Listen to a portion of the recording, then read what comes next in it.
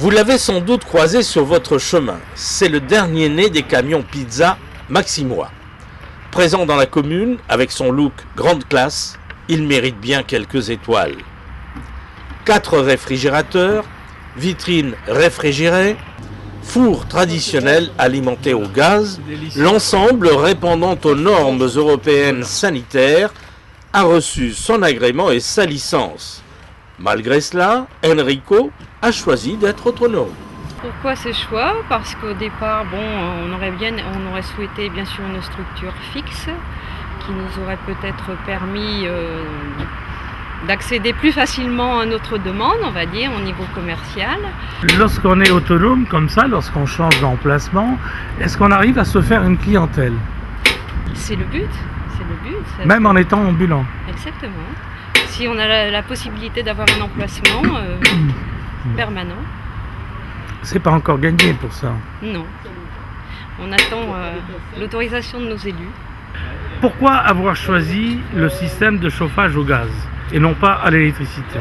Le chauffage au gaz est beaucoup plus rapide et nous donne un résultat qui est aussi efficace que les fours à bois. On va vous voir partout, sur les plages, on va vous voir partout sur les places. Sur les plages, ce sera cet été à partir du mois de juin. Bord de mer.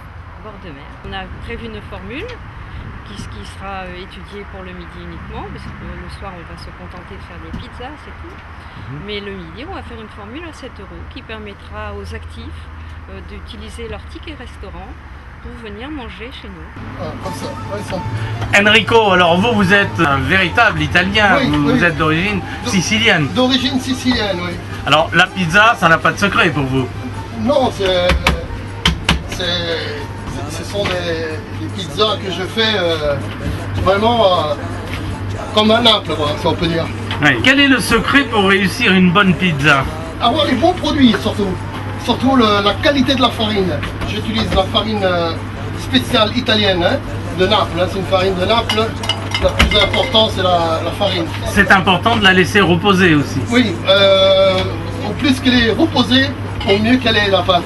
Donc elle a le temps de se reposer, qu'elle se lève tout doucement.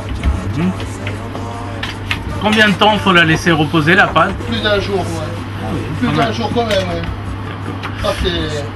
Ça c'est la pâte de ce matin là. Alors à ça, bien évidemment, on ajoute tous les ingrédients classiques, de la sauce tomate. Ah oui, donc c'est la sauce tomate que je la prépare moi-même, je la cuis moi-même. Donc là j'ai fait une marmite assez grande quantité, il y a 4-5 heures de cuisson. Donc ça c'est la sauce tomate avec du basilic frais, il y a pas mal d'ingrédients dedans. Vous avez une spécialité comme tous les chefs, vous en avez une forcément. Oui, oui. Moi c'est ma spécialité à moi, c'est que c'est la pizza alla rucola. La rucola, donc c'est de la roquette, de l'huile d'olive. De la roquette, de la salade. De la salade, oui. Oui, de la roquette, oui. De la roquette, de l'huile d'olive, des copeaux de parmesan. Des copeaux de parmesan et du jambon de Parme. C'est ce que vous êtes en train de faire. Ça c'est juste pour boire un verre. Voilà, ce sont un petit amuse-gueule. Voilà, des pizzettes, oui. Alors là vous allez mettre un peu de sauce tomate, vous allez mettre du parmesan. Du parmesan, de la mozzarella. Et puis du jambon. Oui, du jambon, oui. Et voilà, tous les ingrédients sont rassemblés. Il n'en faut pas plus pour se faire plaisir en famille ou entre amis autour d'une vraie pizza. Oui, on a tout. On a toutes les autorisations qu'il faut pour travailler, sauf celle du maire. Ciao ciao partigiano, portami via, che mi sento di morire.